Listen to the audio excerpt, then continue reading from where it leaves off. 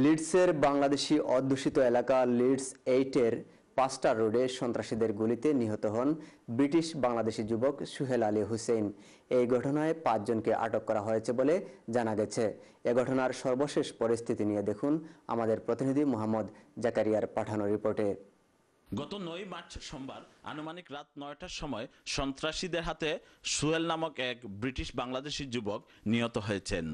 লিডসের স্থায়ী বাসিন্দা মৌলভীবাজার জেলার বড়লেখা থানার পকুয়া গ্রামের আব্দুল মন্নানের 6 ছেলে মেয়েদের মধ্যে সুহেল ছিল তৃতীয়। 33 বছর বয়সের সুহেলের বাবা মা তার এই অকাল মৃত্যুতে পাগল প্রায়। বিশেষ সূত্রে জানা যায় ঘটনার দিন রাতে 3 কান্নাক রোডের বাসা থেকে মায়ের জন্য দুধ আনতে আনুমানিক 8টার দিকে ঘর থেকে বাইর হয়েছিল। जिस टाइम पे मैं सफाई कर रहा था यहाँ पे शॉप में, तो वो सामने मैं बुश मार रहा था वहाँ पे। उस टाइम पे बुश मारते हुए जब मैं इधर ये बुश मार रहा तो सामने से लड़का अंदर आया।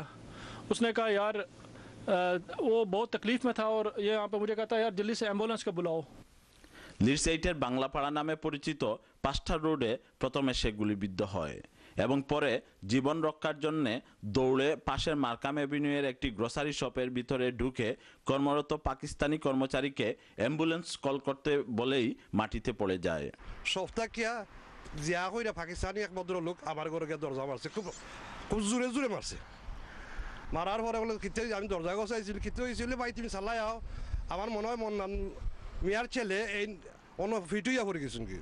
তখন আমি কইলাম বলে কইলে বলে তুমি গড় জানো বলে না আমি গড়ের আমি জানি বলছো আমি আইরাম, তুমি এক কাম করো অ্যাম্বুলেন্সে তুমি টেলিফোন করো, সপ্পারে টেলিফোন করো, আমি আইছি। গিয়া দেখলাম ইংলিশ একটা ছেলে তারে জগরের বুকুর দৈরিয়া এ জগরের যাতার।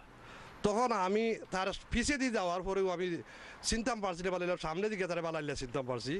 এরপরে ইংলিশটা হে যাতার আর বাজুবাই দিয়ে রক্ত যার, এই বাজুবাই দিয়ে রক্ত যার হে একটা টোয়াল দিয়া দড়িতে আসছে। এদিকে কিছুক্ষণের মধ্যেই অ্যাম্বুলেন্স ও পুলিশ চলে আসে এবং তাকে লিডস এলজিআই হাসপাতালে নেওয়ার পরে আনুমানিক 9টার দিকে ডাক্তাররা তাকে মৃত ঘোষণা করেন। তার এই অকাল মৃত্যুতে লিডসের কমিউনিটির মধ্যে নেমে আসে সুখের ছায়া। আমরা অচিরেই পুলিশ অথরিটির কাছে, আমরা লোকাল অথরিটির কাছে আমরা এটার সঠিক তদন্তের মাধ্যমে এই দুষ্কৃতিকারীদের মুখোশ উন্মোচন করতে চাই। আমরা কমিউনিটি হিসাবে, আমরা কমিউনিটির মানুষ হিসাবে, আমরা কমিউনিটি লিডার হিসাবে আমরা কিতা করণীয়, আমরা কিতা করতাম পারি, আমি লিডসবাসী সকলকে অনুরোধ করবো যে আমরা সবাই একত্রিত হইয়া আমরা এক কাতারে দাঁড়াই এটার প্রতিবাদ করি। পুলিশের পক্ষ থেকে ওই দিন রাত 8টা থেকে 9টা পর্যন্ত ওই এলাকার সকল নাগরিকবৃন্দকে কোনো তথ্য পেয়ে থাকলে তাদেরকে জানানোর জন্য বিশেষভাবে অনুরোধ করা হয়েছে। এদিকে সর্বশেষ খবরে জানা গেছে এই ঘটনায় জড়িত সন্দেহে এখন পর্যন্ত মোট 5 জনকে পুলিশ গ্রেফতার করেছে।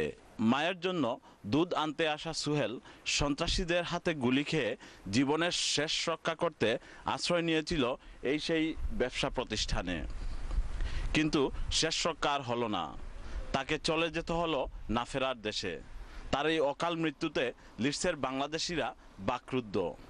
সকলের এখন একটাই দাবি, অপরাধী যেই হোক কোনো অবস্থাতেই যেন রক্ষা না পায়।